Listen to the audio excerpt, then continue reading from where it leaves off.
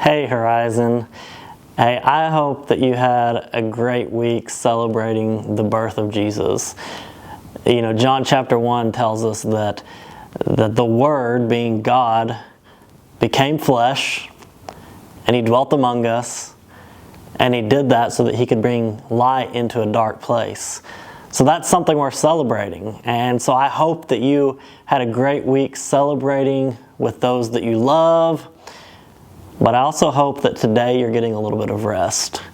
I hope that today you're getting a little bit of a chance just to catch your breath. You know, because that's really the heartbeat of Horizon at Home. We started this last year with the hope that as everyone just goes and goes and goes for the week of Christmas, and maybe some of you went to multiple Christmases at multiple people's houses, and maybe you had multiple Christmas meals. It's just busy. And so we started doing this as a hope that we could just offer a built-in day of rest, just a built-in day to say, hey, we're still going to have church, but we're just going to do it at home. We're going to let you sit there with your family, maybe in your PJs, maybe with your favorite breakfast food in front of you, or however you're doing it right now, whether that's at home with your family or maybe you're by yourself. No matter who you're with or who you're not with, my hope is that you're just getting the chance to just relax a little bit, to just kick back and just have this day to relax and have some peace in your life because New Year's is coming. And when that comes, we wind up just having so much going on. The cycle starts over again. We just get busy. And so before normal life starts off, we just hope that you can just take this day to just have some rest and some relaxation and maybe just a little bit of peace. You know, and in sticking with this theme of rest, I just want to remind you of something, that we were not created to go, go, go all the time. We were created to go, and we were created to enjoy community with one another, and we were even created to work. I'll remind you that in the creation narrative of the book of Genesis, the Lord told Adam and Eve that they were supposed to work the garden before the fall happened. So it's not as if we were never created for work. We just weren't created to go, go, go all the time. The Lord built in a day of rest. And actually, He also built in a period of rest each day. When God came and was looking for Adam and Eve and they were hiding because they had sinned, He was coming to look for them because the text kind of suggests that was supposed to be a little bit of a period of rest each day, that after they worked, after they named the animals, after they did all these things, that they got to spend a little bit of time just with God, just relaxing and being with Him, just having a small period of rest. So while we were created to work, we weren't necessarily created for fatigue, and I don't want you to think that work is the result of the fall. No, fatigue is the result of the fall. When before fatigue came into the world, God saw that it was good for us to be in a cycle of working and fellowshipping, but also in that cycle was resting. And you know, I love when science catches up with the Bible. And the idea of taking a day of the week to rest, or taking a period of time each day to rest, that's as old as time for those who believe the Bible, but the science is actually beginning to agree with that idea. I read this just this week. Studies have shown that taking a dedicated day to rest can significantly improve the mental and physical well-being. It can boost productivity, it reduces stress, it enhances cognitive function, and it prevents burnout.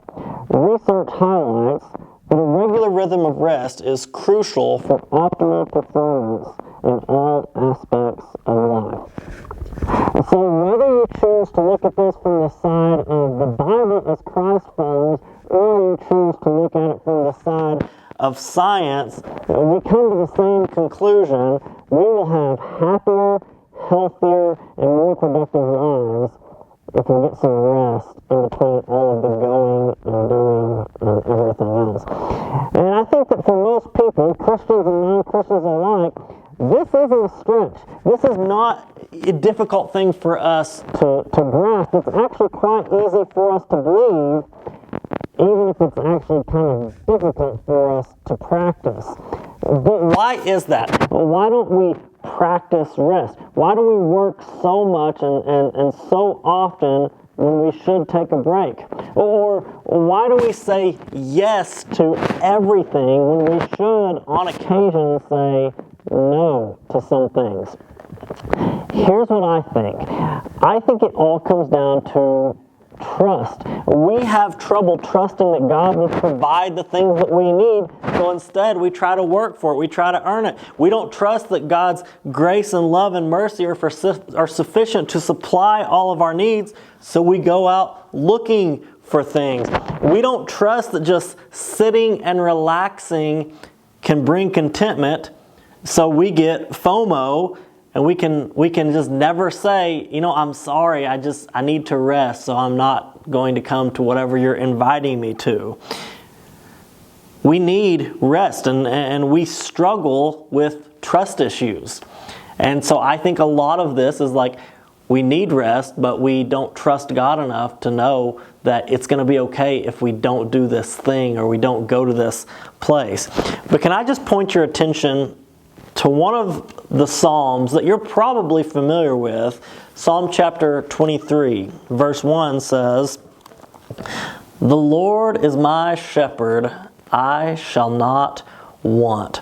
David's opening line here is maybe a little more profound than we often think.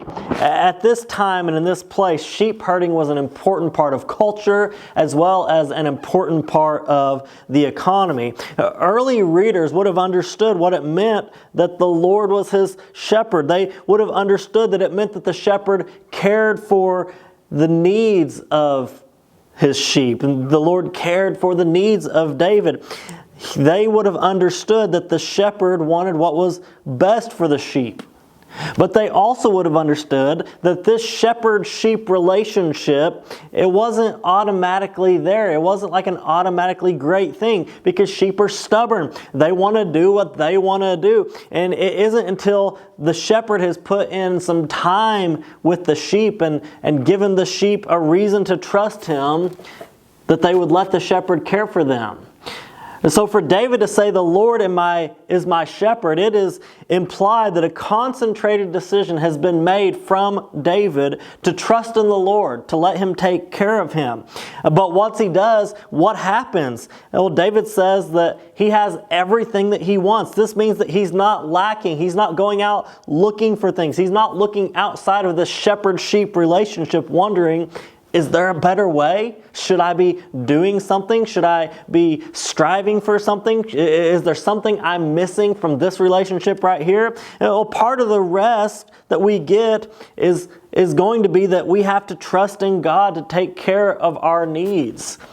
When we do that, we don't have to wonder if we'll have what we need, causing us to never take a break or to never have to wonder if we're missing out on something, so that we never say no to any invitations.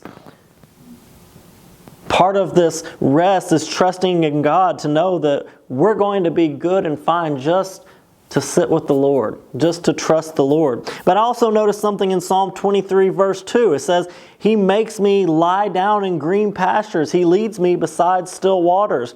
So as the shepherd leads his sheep out, he doesn't lead us to a place of toil.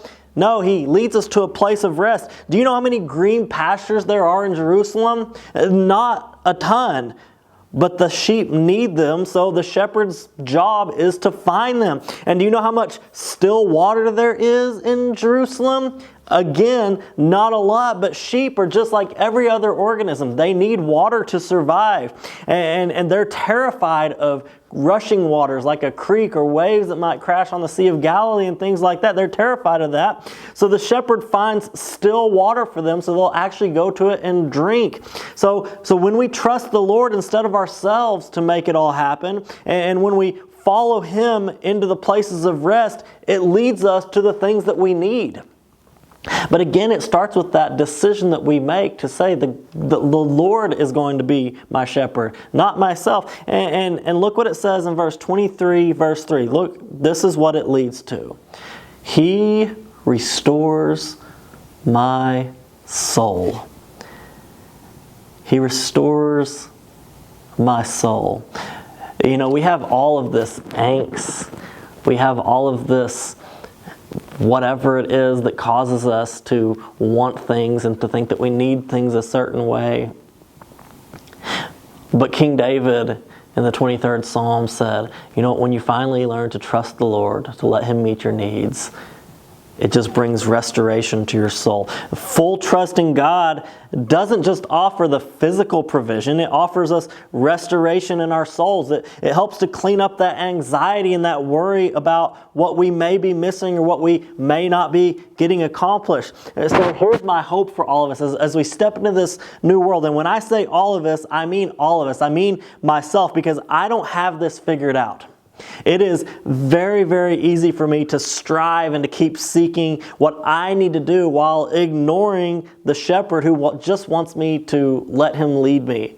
The shepherd who just wants me to rest in His presence, who just wants to guide me to the places that I need to be guided to.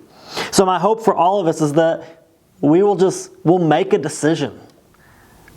Like we'll sit down and we'll say, okay, God, I am going to trust You. I'm going to let You be my shepherd. I'm no longer going to strive on my own. I'm going to let You do Your thing. And my hope is that we'll trust more. We'll trust God more, and that we'll be led to places of rest, that our souls can find restoration, and so that we can have the cry of our hearts being, You want to be able to say that, and my guess is that with your busy schedule, with your never-ending striving for finances or for whatever else it might be, for never saying no to going to a party or never saying no to going to any of these events, my guess is that you can't say, I have all that I want. But I believe that if we will trust in the Lord, if we will let Him be our shepherd, if we will let Him lead us to places of rest so that our soul finds restoration, I believe that with that contentment we'll be able to say, I have all that I want. Will you receive the Lord's blessing on this day of church at home? The Lord bless you and keep you.